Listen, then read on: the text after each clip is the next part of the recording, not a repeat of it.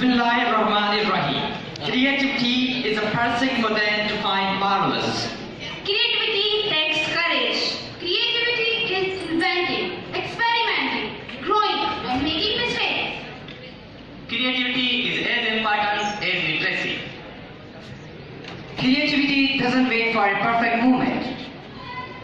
So making simple complicated is a common thing. But making complicated simple, that is the creativity. So ladies and gentlemen, good afternoon to everyone. And how are you? Speak up, ladies and gentlemen. How are you? That is the real spirit of gratitude that we wanted to listen from your side. So here, today, we are going to present a very interesting novel about Pride and Prejudice by Jane Austen. This book highlights the social issues of Western society, especially the marital issues of early 19th century. Very soon, we are going to give a very effective overview of this book. But before, we are interested to introduce our group members.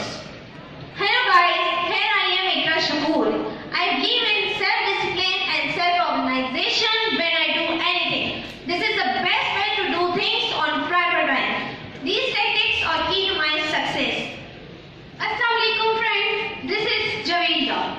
I always resolve my problems internally because I think my inner world is bigger than the outer and I always do what I believe. Hello guys, I am Mohammad Aslam and I want to achieve something great and big in my life which may justify my existence in this world. I am never afraid of taking risks because only risks can justify my existence in this world. Hello everyone, this is Jeevat Kumar and I always welcome challenges in my life because I am sure that challenges always result in success and happiness. Challenge is plain, but leave everything plain. Hello, I am Nazir Ahmad. I believe in self-confidence because I think self-confidence is a symbol of demonstration that how much knowledge and wisdom you have. If you are confident enough, you can convey your message, knowledge and wisdom to everyone. If you are not, you can't. So I am the confident one. So we all are creativity seekers. Let's start off the novel from the introduction of the book. This book, Pride and Prejudice, was written by Jane Austen between October 1796 and August 1797, and it was published on 28th of January 1813. It's the most popular novel in English literature. Its original title was First Impression, but it was then changed by Austen because it's mostly based upon Pride and Prejudice. It's a romantic novel and it's about love, marriage and social class. Let's move to the genre of this novel. The writing style of Pride and Prejudice is romantic, fictional and satire. It demonstrates the part of the history and guides us to see the life of the young women in the early 19th century, presenting the rich and poor families in the society of that ancient time, shows the novel as a historical fiction and satire. Let's talk about the authors of the book. Sometimes valuable things are ignored by society because they have no idea about the sweetness of these things. Ladies and gentlemen, Jane Austen is one of those impressive writers who never let herself ignored. That is why it is always said that precious things can be ignored but never be concealed. Firstly, her books were rejected to be published, but later she proved herself a famous authoress. She was born on 16 December 1775 in England. Famous books of authoress. Her famous books are Emma, Sense and Sensibility and Mansfield Park. She mainly wrote about love, marriage, social class differences and the contrast between rational minds and emotions. So ladies and gentlemen, have a look on the reference books. The Merchant of Venus and the Pride and Prejudice revolves around the same themes. William Shakespeare and the Jane Austen present strong feelings of love and marriage problems in their books. The main difference between the both is that The Merchant of Venus is a play and The Pride and Prejudice is a novel. And the next, the writing of Jane Austen was very much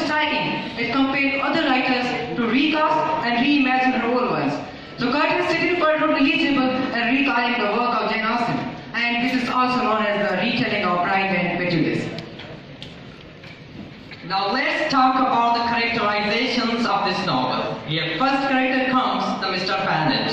He is a gentleman of modest time. He lives with his wife and 5 daughters. He is sarcastic in his nature. He is used to be sarcastic with his family, especially with his wife. The second character is Mrs. Bennet. She is a noisy, foolish and complaining woman. Her only goal in life to see her 5 daughters married. The third most important character of this novel is Fitzwilliam Darcy. Mr. Darcy is a wealthy gentleman and master of Pemberley. He is very intelligent and honest, but his excess of pride causes him to look down to his social inferior. In the end of the novel, he marries Elizabeth. The next character is Elizabeth Bennet.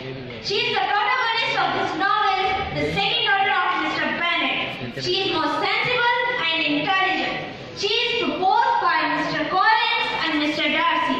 But in first, she refuses both of them. But in last, she married to Mr. Darcy. The next character is Jane Bennet. She is the eldest daughter of Mr. and Mrs. Bennet. She is sweet-tempered, reserved, gentle, and most beautiful among sisters. She falls in love with Charles Bingley. And the next character is Charles Bingley. He is the wealthy friend of Mr. Darcy and the new neighbor of Bennet's. He is the owner of Netherfield Park. He falls in love with Jane Bennet. In the end of knowledge, he marries Jane Bennet because they both feel love for each other. So now, let's have a glance on the summary of this novel, The Pride and Prejudice. It's the story of love and life among the English people in old era. Mr. Bennet lives with his overbearing wife and 5 daughters in Longbourn. 3 miles away, there is Netherfield Park, which is rented by Mr. Charles Bingley. And Mrs. Bennet is desperate to see any of her 5 daughters to marry Mr. Bingley and set in Netherfield Park. She compels her husband to meet Mr. Bingley as soon as possible. She cries out and says, "Oh my dear husband, a very handsome and a very young man with a very good income come to settle in our neighborhood. Fortune smiles on us. You must visit him. Be quick." And after the very first meeting, Jane and Bingley fall in love with each other, whereas Darcy shows pride over Elizabeth. But after the very few days, Darcy finds himself increasingly attracted towards Elizabeth's charms and intelligence. Elizabeth is also proposed by Mr. Collins, but she refuses his proposal, and later he marries her closest friend, Miss Charlotte. Moving ahead, Miss Elizabeth visits her one of his best friends, Charlotte, at Hursford. After visiting here, she plans to move to the Darcyshire with her aunt and uncle. On the way, she stays at Pemberley, where she sees Mr. Darcy again. At that moment, Mr. Darcy proposes her for the marriage second time, but she refuses it completely. But at that moment, Mr. Darcy sends a letter to defend himself. After reading that letter, the perspectives of Miss Elizabeth totally change about Mr. Darcy and Mr. Wickham. But at the same time, she received another letter that actually contained a very bad news about the elopement of their younger sister, Miss Lydia with Wickham. Oh, what a tragedy. But at that moment, Mr. Darcy didn't marry, but he demanded some amount of money. Actually, that money was provided to him by Mr. Darcy. Such good act of Mr. Darcy totally changed the mind of Miss Elizabeth. Then they moved on to Longbourn and they married Miss Elizabeth and Jane. This is how the pride of Mr. Darcy melts and the prejudice of Elizabeth disappears. Dear audience, let's put a glance on the themes of the novel. The first and the most important theme of this novel is marriage versus love. The marriage is the main problem in our society. The author emphasizes the readers to accept the class difference, that the women undergo severe pressure to marry. Without marriage, they have fear of impoverishment after the death of their parents. As Miss Charlotte marries Mr. Collins only for the financial support. With Collins, now she never loved Mr. Collins. On the other hand, the author also emphasizes the importance of love marriage. The best one on the basis of the love and the mutual respect, as Mr. Bingley and Darcy achieved during the course of the novel. And the second most important theme is family reputation. A reputable family in any society is a symbol of the credibility and the proud. The Bennet family is reputable, but they are not much wealthy and rich. Here, author makes a new point that how the disgrace and the honor of the family is brought by a woman, as the elopement of Lydia. For that, the author mentions that a bad stay by a woman means an endless ruin of a family. Another theme of this novel is pride and prejudice. Behind every argument lies someone's ignorance. This quote is directly related to the words of Mr. Darcy when he complimented Elizabeth that she was not enough handsome to tempt him. By saying these words, he showed pride, and due to this, Elizabeth felt insult and developed prejudice against him. Do you know, guys, what is pride and prejudice? Pride is a quality in which a person feels proud, and prejudice is a predetermined opinion which is not actually based upon reality. As throughout the whole novel, Mr. Darcy's pride prevents Elizabeth from knowing that what is truth behind every situation. Moreover, these are the two factors which became a huge barrier in the way of Mr. Darcy and Elizabeth's union. By helping each other and overcome each other's pride, they find happiness. So, what we observe from this theme is to prioritize our dearest one over pride. Social status is another major positive theme of this novel. Here, author criticizes the two different classes of Western society. One is the poor class, on the other hand, there is the rich class. Mr. Bannon's family has been introduced as a poor family, as Mr. Darcy and Mr. Bingley are put into the rich category. Throughout the whole course of this novel, Mr. Bannon's family is desperately looking to make some strong relational bonds with these people, but it is never achieved with ease and comfort. They have to undergo a lot of painful processes and heroic conditions. Finally, it is achieved by the true love. That's why it is said that we must work together to ensure equitable distribution of love, power, and money in our society. Let's come to the practical differences of this novel, Pride and Prejudice. Scenario of Pakistan society. Pakistan society is an alive example of Jane Austen's novel, Pride and Prejudice. Pride and Prejudice is considered a modern novel, although it was written in early 19th century, but it has many similarities to this era. Ladies and gentlemen, do you know how many women are divorced and how many women are unmarried due to not matching a couple exactly? Yes, the number will be in less, and that's really a huge number. This is because of pride and prejudice. Hence, comparing pride and prejudice to the Pakistan society are suffering creatures like that of 19th century. No doubt that pride and prejudice concerned with our society, but there is no practical example of men and women because everywhere there are rules for humanity.